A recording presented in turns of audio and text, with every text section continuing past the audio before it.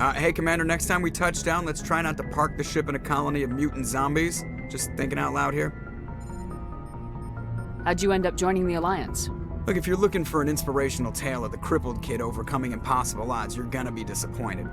My mother was a civilian contractor working for the Alliance. I basically grew up on the Arcturus station back when they were building up the fleets. Spend all that time around Alliance ships, there's a good chance you'll end up going to the Academy. I have to go. Alright, see ya.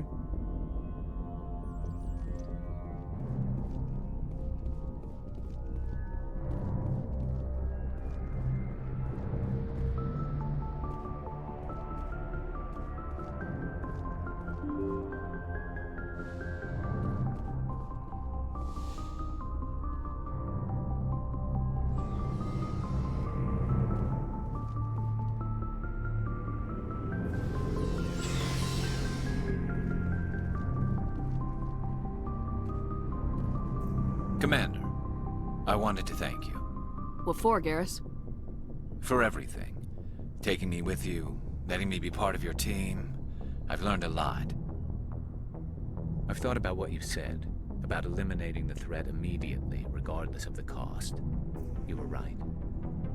You were right about Dr. Salian, too. Killing him was the only solution. This way, we'll know he'll never hurt anyone again. I'm glad you see it that way. Keep that in mind when we meet Saren. Don't worry, Commander. I will.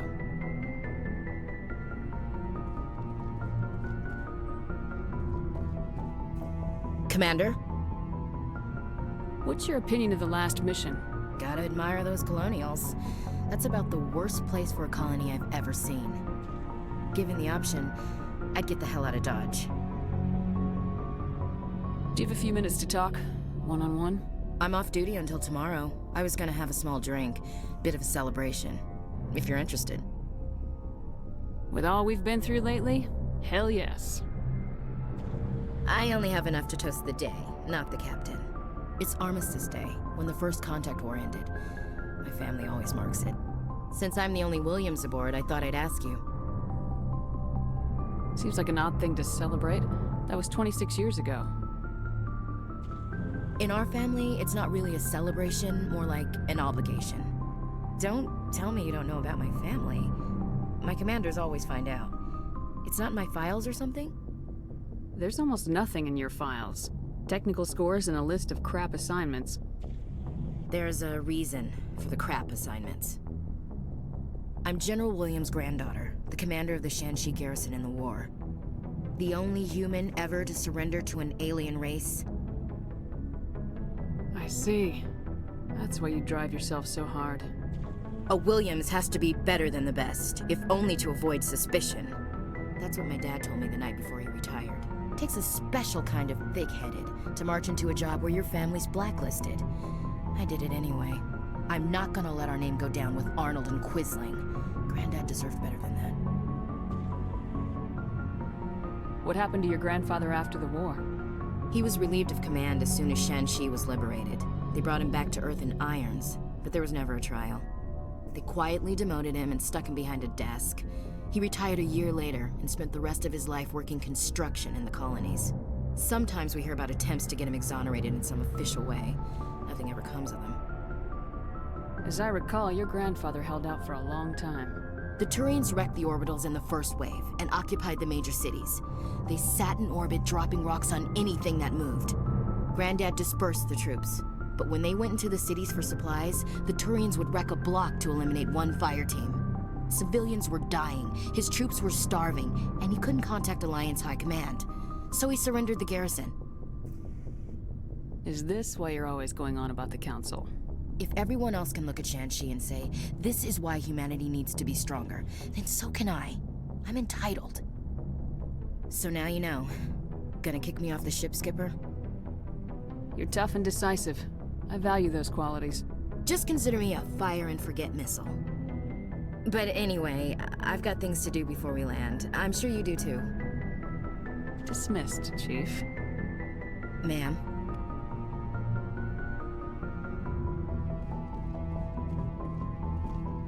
Never a dull moment with you, Shepard. You ever go on any missions like ours before? Saving the galaxy from certain destruction? No. But I've had my share of adventures.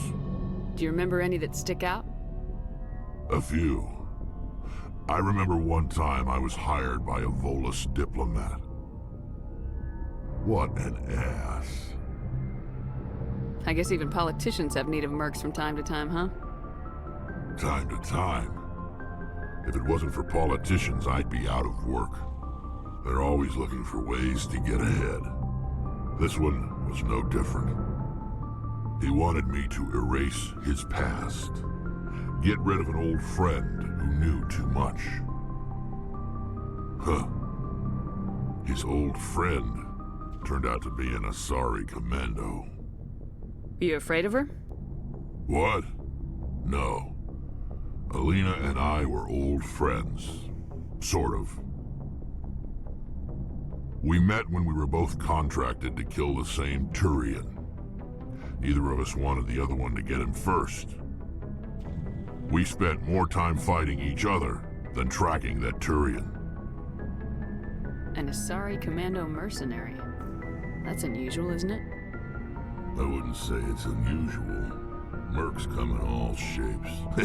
Anyway, when I told Alina about the diplomat's contract, she and I had a good laugh about it. So what'd you do? Well, I was going to lose the contract, but I respected Alina. In the end, I let her pick the location where we'd fight. She chose some old Solarian space station overrun with mercs and smugglers. That way we didn't have to worry about hurting any innocent bystanders. Huh. She always was a bit of a softie. What happened on the station? What didn't happen?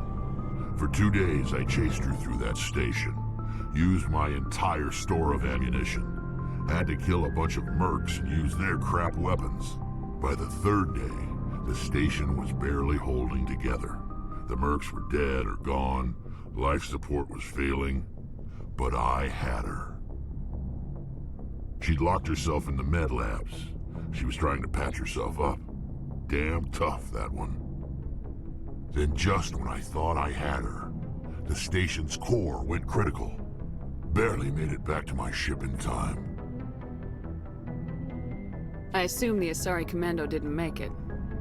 I watched the station from a distance. I never saw her leave. And when that place blew, there was nothing left larger than a Turian's right nut. So I headed back to the diplomat to give him the good news and collect my pay. But before I got halfway there, Alina sent me a message. Better luck next time. Now, I'm not superstitious, but if someone can survive that, well, they deserve to live. At least for a bit longer. What about the diplomat? He wanted her dead. I told him the truth. Alina was still alive and she was really pissed. I told him if he wanted to live, he'd need me around to protect him. You're smarter than you look, Rex.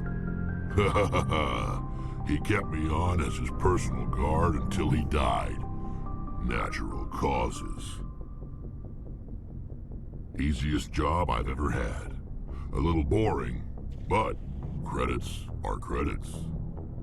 So long, Rex. Shepard.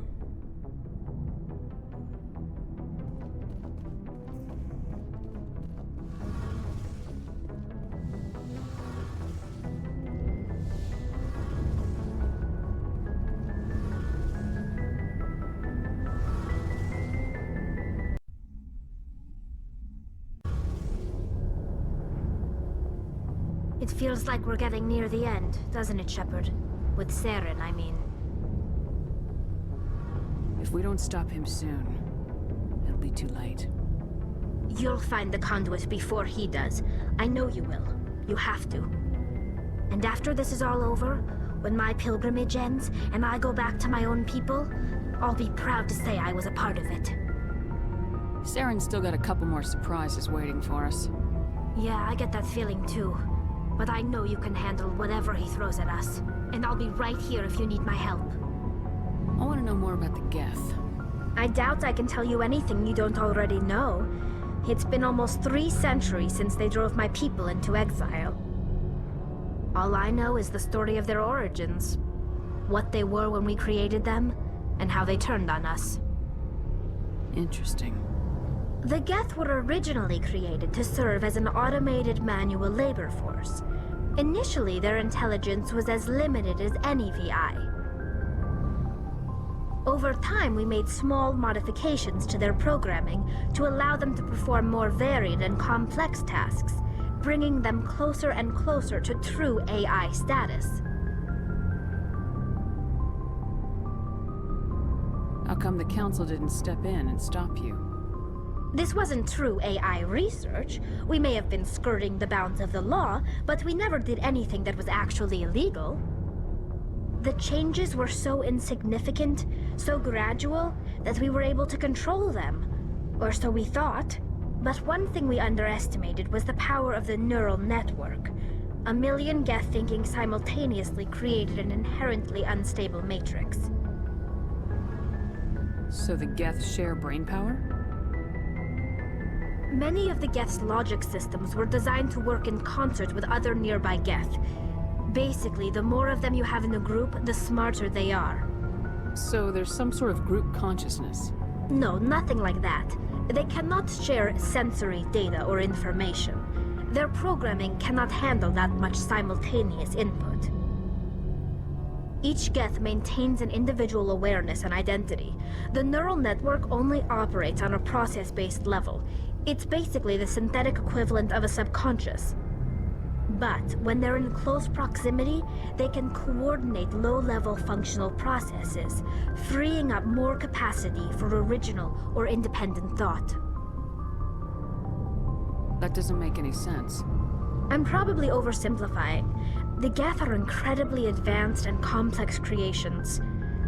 All you need to know is that they get smarter when they gather in large numbers.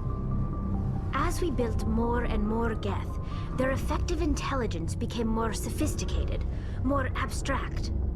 One day, a Geth began to ask its Quarian overseer questions about the nature of its existence.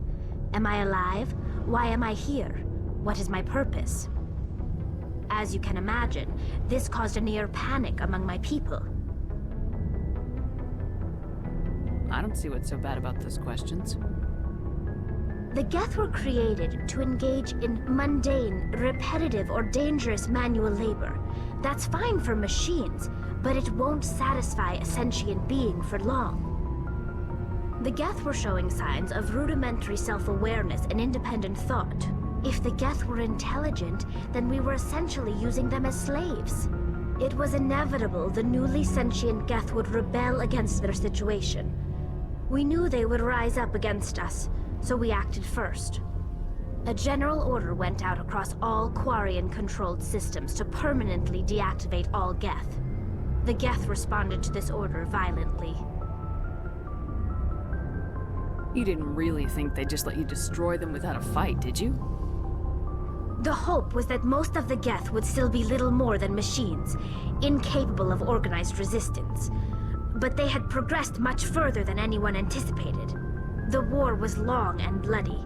Millions upon millions of Quarians died at their hands. In the end, we were forced to flee our own homeworld. We feared the Geth would pursue us, but they never came beyond the Veil. Now we drift through space, exile searching for a way to reclaim what was once ours. You got what you deserved. We made a mistake when we created the Geth in the first place. But we did not make a mistake when we went to war against them. If we had not acted, they would have wiped us out. They're a synthetic life form. They have no use for organics. None. Why do you think they cut themselves off from the rest of the galaxy? Why do you think they've killed every organic being who's ever tried to contact them? You didn't give them a real good first impression. You really think things would be any different if we waited for them to act first? The Geth are not innocent victims in all this. They're the enemy. They want to destroy us. Not just the Quarians. All organic life. That's why they've joined up with Saren. And that's why we have to stop him. I should go. See you later.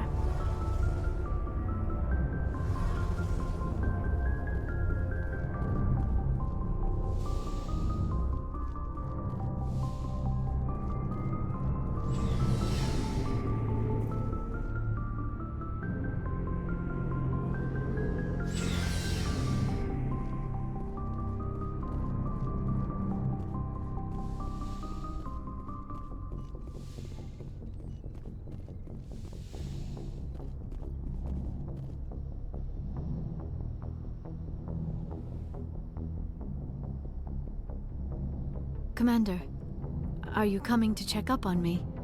You look much better. How are you feeling? Dr. Chakwas assures me I am going to be fine. I was impressed with her knowledge of Asari physiology. Alliance medical personnel take courses in alien biology, just in case. I get the feeling you want to ask me something, Commander. I like talking with you, Liara, no matter what the subject. You have been very understanding with me, Shepard. Very patient. I appreciate that. I know there are some strange beliefs about my people. I am familiar with the legend of Asari promiscuity, but those rumors have little basis in fact. When one of my people joins with an individual from another species, it is a very deep and spiritual exchange. We do not enter lightly into a union. You Asari can live for 1,000 years. What happens when your partner grows old and dies? Some unions are a single encounter between two willing individuals, but there are cases where an Asari and her partner choose to remain together. When that happens, we do not focus on the inevitable loss. Instead, we enjoy the time we are given. And even after a partner has passed on, a part of them lives on in us. The union is a connection that transcends both time and space. You make it sound almost mystical. A true union goes far beyond an ordinary melding. It is a connection that transcends the physical universe. Two become one. Thoughts and senses merge, identities intertwine. Memories and emotions weave themselves together, becoming entangled in a single, rapturous whole. It is unlike any other experience. In some cases, it can be a truly life-changing event. That's a little strange for me. I don't know if I'm ready to... No! Oh no! I am not very good at this, am I? I'm sorry, Shepard. I am trying to explain why I have been so... reserved. The Union is more than just sex. It is the lifeblood of my species, the way we Asari evolve and grow as a society. That is why I have never... that is why we must choose our partners with great care. Are you telling me you're a virgin? Virgin does not have the same connotation in my culture as yours. But it is true that I have never done this before. I am only 106, barely an adult by Asari standards, and I spend most of my time absorbed in my research. I never really thought about it, not until I met you. You are very special to me, Shepard. But with all that's happened, Saren, the Geth, the Reapers, I do not know if we are ready for this. I'm ready, if you are. Eager is not the same as ready, Shepard. There is too much at stake. We need to put aside our personal feelings and focus on stopping Saren. I wish it did not have to be that way, but we all have to make sacrifices. Let's talk about something else. I'd like to know more about the Asari. We were the first species to discover the Citadel. We were instrumental in forming the Council, and we always strive to be the voice of peaceful cooperation in galactic disputes. My people believe we are all part of a single galactic community. Each species contributes something to the greater whole. Although we seek to understand other species, it seems few of them seek to understand us. The galaxy is filled with rumors and misinformation about my people. Like what? Most of the inaccuracies are centered around our mating rituals. My species is monogendered. Male and female have no real meaning for us. We still require a partner to reproduce. This second parent, however, may be of any species and any gender. So you'll have sex with anything? Now you see how rumors get started. Physical contact may or may not be involved, but it is not an essential element of the union. The true connection is mental. Our physiology allows us to meld with other beings. We can touch the very depths of their minds. We explore the genetic memory of their species. We share the most basic elements of their individual and racial identities. We then pass these traits on to our daughters. It is how we learn to grow as a species and how we develop a greater understanding of other races. What happens to your partner after the union? Every relationship is different. Some unions are a single encounter with both parents parting ways afterwards. Others can be more long-term. Sometimes an Asari and her partner will stay together for many decades. Do you know who Matriarch Venezia chose as her partner? She rarely spoke of her partner. Though I know my father, if you want to use that term, was another Asari. I thought you always needed another species to serve as one of the parents. Think about it, Shepard. If we were not able to mate with our own species, we would have died out long before we ever mastered spaceflight and left our homeworld. Union with our own kind is no longer common, not for the purposes of reproduction. Most Asari believe it weakens our species.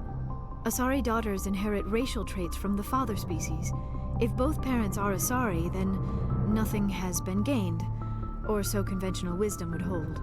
I am what is sometimes called a pureblood. Though no Asari would ever be cruel enough to say the word to my face, it is a great insult among my people. It is possible Venezia's partner was embarrassed by their union. She may have been too ashamed to publicly acknowledge me as her offspring. Why agree to the union if she didn't want any children? I cannot answer that. This is all speculation on my part. It is possible she wanted to be part of my life, but something happened to her before she had the chance. Venezia never spoke of her partner. Whatever happened, it caused her too much pain to dwell on it. She raised me by herself, though that is not uncommon.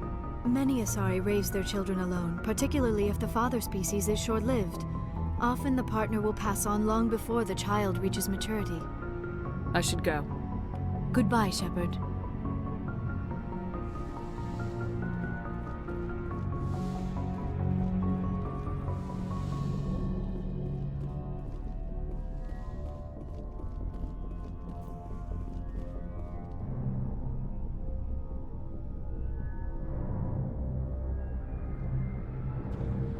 Anything you need, Commander? About Liara and me. Is everything all right? I'm not in high school anymore, Shepard. I'm disappointed, sure. But you made your choice. I'll do my duty. Don't worry about that. Good. High school angst would really annoy me. No worries, ma'am. I was never much for writing poetry. Limericks, sometimes. What's your opinion on the last mission? I'm glad there aren't many aliens like the Thorian. I don't think my stomach could take it. Hell of a deal you worked out with Jong, though. If I ever get a speeding ticket, I want you to be my advocate. Just trying to get a sense of where the crew's at. Thoughts? I didn't figure you'd have time to talk with all that's going on. There's gotta be some xenobiologists who want to read about the Thorian. All in triplicate, I'm sure. Did you want to see me? I'm just looking for an ear. The debriefing wasn't the right place to say how ridiculous this is. Seems like every other race in the galaxy is wrapped up in their own problems. They don't want to see what's coming. It's up to the Alliance to take its proper place, even if we have to kick its ass to convince it to kick theirs. We're out here trying to save everyone. We can worry about who's king after the dust settles. I don't know about that. Remember Vernus? There are a lot like him. Yeah, there are. But there are a lot who aren't like him. It was Vernus who made me see how human aliens are. They're not different or special. They're jerks and saints, just like us. Hell, by the time I got payback, I didn't even want it anymore. I'm glad to hear the bastard got what he deserved. He didn't deserve... He hurt Rana. Broke her arm. She reached for a glass of water instead of pulling it biotically. She just wanted a drink without getting a nosebleed, you know? Like an idiot, I stood up. Didn't know what I was gonna do, just something. And Vernus lost it. Beat the crap out of me. Kept shouting how they should have bombed us back to the Stone Age. And that's when the knife came up. A military-issue talon. Right in my face. I cut loose. Full biotic kick right in the teeth. Almost as strong as I can manage now. But at 17, that's something. Like I said, he deserved it. It killed him, Shepard. Snapped his neck. They probably could have saved him if they got him to an infirmary quick enough. But they didn't. Caused a stir when they shipped him home. Bot training was shut down. Kinetics folded a couple of years later. So, yeah, maybe I hated that Turian. I mean, if one ass was enough to judge a whole race, I'd hate humans too. A reasonable stance. Keep that level head and we'll do fine. Staying reasonable is about all we've got left. Everyone else in this galaxy seems to have gone out of their minds. Present company accepted, of course.